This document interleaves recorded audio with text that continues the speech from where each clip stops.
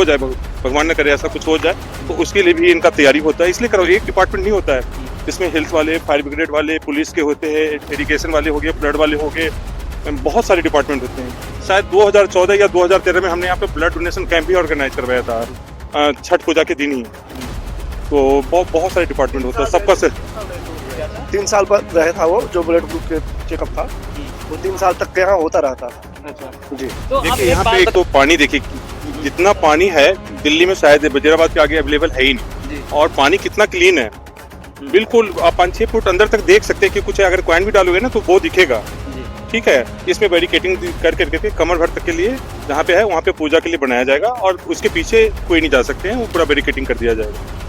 थोड़ी थोड़ी दूरी पे भीड़ को देख कर करके एक जैसे 50 फुट या 100 फुट की दूरी पे चेंजिंग रूम वगैरह का बंदोबस्त होता है, अलाव का बंदोबस्त होता है, और क्या कहते हैं चाय का, हलवा का भंडारा, और जो टेंट वगैरह होता है जहाँ पे परबैती वगैरह रात को जो दूर से आते, खास करके नजफगढ़, बदरपुर, आप सोच नहीं सकते, मतलब बदरपुर से आने वाला पूरा जमुना वहाँ से यहाँ तक कितने कितने घाट मिलते होंगे, लेकिन वो यहाँ पे आते हैं। उसका मेन कारण यही कि इतना साफ पानी और इतना साफ जगह और इतना सारा जगह शायद ही दिल्ली में कहीं अवेलेबल हो। अगले 2 दिन में देखिएगा यहाँ का नज़ारा क्या होगा, बिल्कुल सब कुछ साफ सुफ हो करके एक जैसे समुद्र के किनारा होता है ना, वैसा एक पिकनिक का स्पॉट बन जाएगा ये।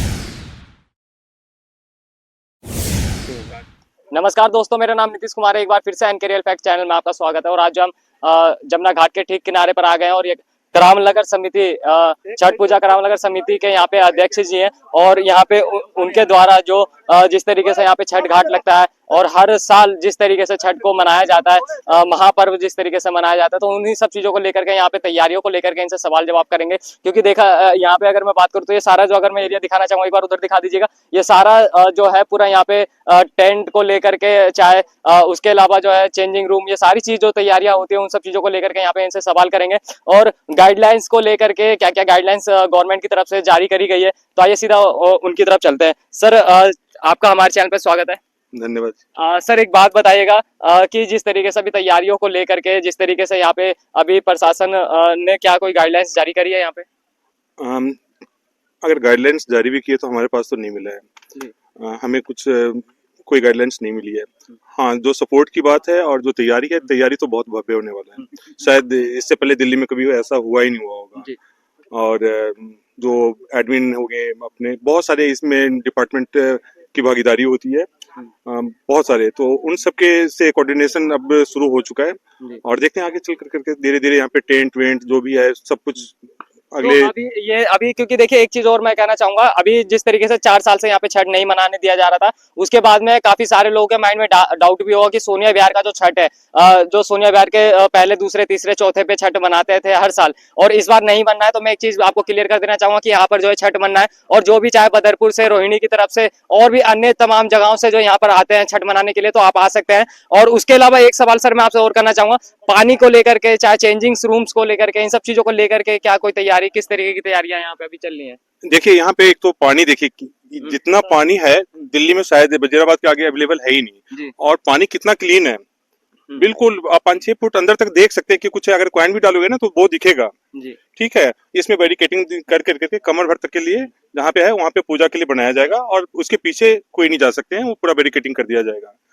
थोड़ी थोड़ी दूरी पे भीड़ को देख करके एक जैसे 50 फुट या 100 फुट की दूरी पे चेंजिंग रूम वगैरह का बंदोबस्त होता है, अलाव का बंदोबस्त होता है, और क्या कहते हैं चाय का, हलवा का भंडारा, और जो टेंट वगैरह होता है जहाँ पे परबैती वगैरह रात को जो दूर से आते, खास करके नजफगढ़, बदरपुर, आप सोच नहीं सकते, मतलब बदरपुर से आने वाला पूरा जमुना वहाँ से यहाँ तक कितने कितने घाट मिलते होंगे, लेकिन वो यहाँ पे आते हैं। उसका मेन कारण यही कि इतना साफ पानी और इतना साफ जगह और इतना सारा जगह शायद ही दिल्ली में कहीं अवेलेबल हो। अगले 2 दिन में देखिएगा यहाँ का नजारा क्या होगा, बिल्कुल सब कुछ साफ सुफ हो करके एक जैसे समुद्र के किनारा होता है ना, वैसा एक पिकनिक का स्पॉट बन जाएगा ये। सर, एक चीज और है, अभी रोडों को लेकर के क्या क्या चीजें हैं? जैसे अभी अगर माना जाए, चाहे यहाँ पे रोड जिस तरीके से अभी पूरा ये सपाट है, और यहाँ पे लोग खेती बाड़ी करते हैं, तो अभी क्या जेसीबी के द्वारा यहाँ पे रोड बनाया जा रहा है? जी, रोड जो भी प्रवासी आने के लिए उनके लिए तो जरूर बनाया जाएगा, और हर साल बनाया जाता है, ये पहली बार नहीं है।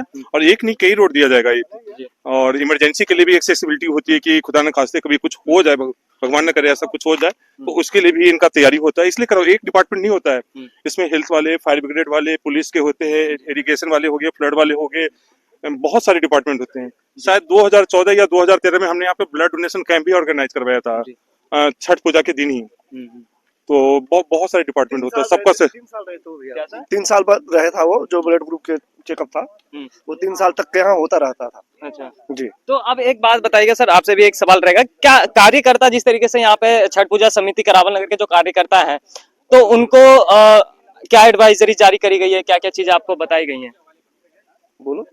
उनको जैसे एक्टिव रहते हैं, बिल्कुल किसी को भी कोई कठिनाई ना हो, जैसे कोई बच्चा गुम हो रहा हो उनके लिए, और रास्ता को लेके जमुना में पूजा करने के लिए जगह जगह रास्ता बनाया जाता है, जिसे हाँ सफाई को, और जो भी हमारा जो पानी का पीने का पानी हो, दिल्ली जल बोर्ड हमें पूरा सपोर्ट देती है, शौचालय का। जी। और ये एक चीज और सर मैं आपसे एक सवाल और करना चाहूंगा। अब जैसे कि यहाँ का जो रोड की जो अब ये समस्या जो ये देखी जाती है जाम को लेकर के, चाहे और भी अन्य तमाम जगहों से जो लोग आते हैं वो जाम को काफी सारा है, तो क्या आप इससे आपकी प्रशासन से बात हुई है इस इन रोडों को जाम को लेकर के? देखिए एक तो ये जो जिस एरिया की बात कर रहे हैं, दिल्ली नॉर्थ ईस्ट का इलाका है, ये इंडिया का सबसे हाईली डेंस पॉपुलेटेड एरिया है। इतनी घनी आबादी इंडिया में कहीं नहीं है, तो जाम तो आए दिन यहाँ पे लगता ही रहता है वैसे भी। और उस दिन तो कुछ विशेष है ही, सबको यहाँ पे जो भी प्रवंचक जिनके यहाँ प्रवैती होता है एक नहीं आते, उनका पूरा परिवार सगा संबंधी आता है, तो सबके सब यहाँ पे आएंगे। और कोई लगभग 2 बजे से आना उनका शुरू हो जाएगा, और सूर्यास्त होने के बाद अर्घ्य जब देते हैं डूबते हुए सूर्य को, उसके बाद सबके सब एक साथ ही वापस जाते हैं, तो वो ऑटोमेटिकली जाम लग ही जाएगा। वो मतलब आप खुद सोचिए ना कि एकदम से इतनी भीड़ एक ही जगह पे उस रास्ते पे जाएगी, तो जाम लगना स्वाभाविक है।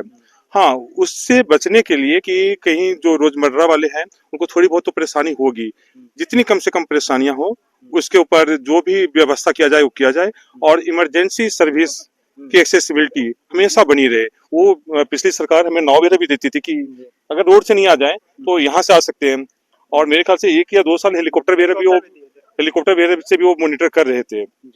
तो सर एक चीज और सवाल मैं आपसे करना चाहूंगा, क्योंकि हेल्थ इश्यूज को लेकर चाहे डॉक्टर्स को ले लिया जाए, क्योंकि रेखा गुप्ता ने एक बात बोली है कि जो मेडिकल जो सुविधा है वो हर एक उसको दिया जाएगा, पेशेंट को दिया जाएगा अगर किसी के साथ कुछ ऐसी चीज होती है। तो उन सब चीजों को लेकर क्या तैयारी, क्या एम्बुलेंस कितनी रहेगी, क्या क्या चीजें रहेंगी, कैसे रहेंगी, क्या आप बताएंगे हमारे? डिपेंड करता है ना भीड़ के ऊपर। एम्बुलेंस तो होती है, मेरे ख्याल से 2 या 3 एम्बुलेंस तो होती है हमारे घाट पे, क्योंकि बहुत बड़ा एरिया होता है, बहुत ज्यादा यहाँ पे क्राउड होता है। और एरिया मेरा देखो ना, तो 2-3 तो यहाँ पे होती है, और 1-2 तो घूमती भी रहती है, और कई घाट पे है। और आप मतलब जो मेन रोड है ना वहाँ पर भी होती है एम्बुलेंस। इमरजेंसी पड़ने पे यहाँ पे एम्बुलेंस है कि दूसरी जगह जरूरत हुआ कॉल कीजिए, पहुंचेगी कहीं ना कहीं। वो हाँ, डॉक्टर अवेलेबल रहते हैं, जो भी होते हैं हर साल दिया जाता है। फर्स्ट एड के लिए छोटा मोटा चोट इंजरी होता है तो वो देख लेते हैं, कैप्चर कर लेते हैं। जी सर, एक आखिरी सवाल मैं आपसे पूछ के खत्म करना चाहूंगा। जितने भी श्रद्धालु आ रहे हैं तो उनको आप क्या कहना चाहेंगे कि कौन से घाट पे आए, किस जगह पे आए, क्योंकि इस चौथे पुस्ते का जो घाट है ये है ये तो क्या दूसरे पुस्ते पे भी हो रहा है, तो आप क्या आग्रह करना चाहेंगे जनता से? देखिए, आपको जो भी सुविधा लगे किसी भी घाट पे जाइए, और हमें अगर जानते हो छठ पूजा समिति करावल नगर वाले हम हैं, अगर हमें जानते हमें पहचानते हैं तो हम फिर से कर रहे हैं। पिछले जो गैप हुआ पिछली सरकार के कारण, हम दोबारा हमें मौका मिला और दोबारा हम आ गए, तो बिल्कुल श्रद्धा पूर्वक आइए, और हम आपके स्वागत के लिए आपके सेवा के लिए तत्पर हैं, और ये हम अवसर हम जाने भी नहीं देंगे। तो बिल्कुल आइए हमारे घाट पे, हमारा सौभाग्य होगा आपको सेवा करने का। जो हमें मौका मिलेगा, ये हमारा सौभाग्य होगा। जी चलिए, बहुत बढ़िया। कहीं ना कहीं देखिए करावल नगर समिति के जो है अध्यक्ष जी हैं, और मैं आपको एक चीज और बताना चाहूंगा, ये पूरे सोनिया विहार में जो आज छठ मनाई जा रही है, तो इन्होंने ही स्टार्टिंग करी थी, 2001 से स्टार्टिंग करी थी, और करते करते करते आज 2025 हो गया, और ये 25 साल से करते आ रहे हैं, और आने वाले फ्यूचर में और इसको आगे लेकर के जाएंगे। तो मैं एक ही बात बोलूंगा कि जिस तरीके से इन्होंने यहाँ पे स्टार्टिंग करी थी, इनको देखते देखते लोग और भी लोग जो है यहाँ पे आकर के छठ करने के लिए मतलब और भी टेंट्स वगैरह जो लगाते हैं उन्होंने भी स्टार्टिंग करी है, उनका भी सम्मान है, इनका भी सम्मान है। छठ एक त्योहार है, और त्योहार में जो भी आता है वो हर एक उस व्यक्ति का सम्मान है। तो इन्हीं सब चीजों को लेकर के, इन सब सारी चीजों को लेकर के, चाहे जाम को लेकर के, इन सब चीजों को लेकर इनसे हमने जाना, और बाकी बहरहाल आप इन सब चीजों को क्या देख करके सोचते हैं हमें जरूर बताएगा। जय हिंद, भारत माता की जय, जय छठी मैया।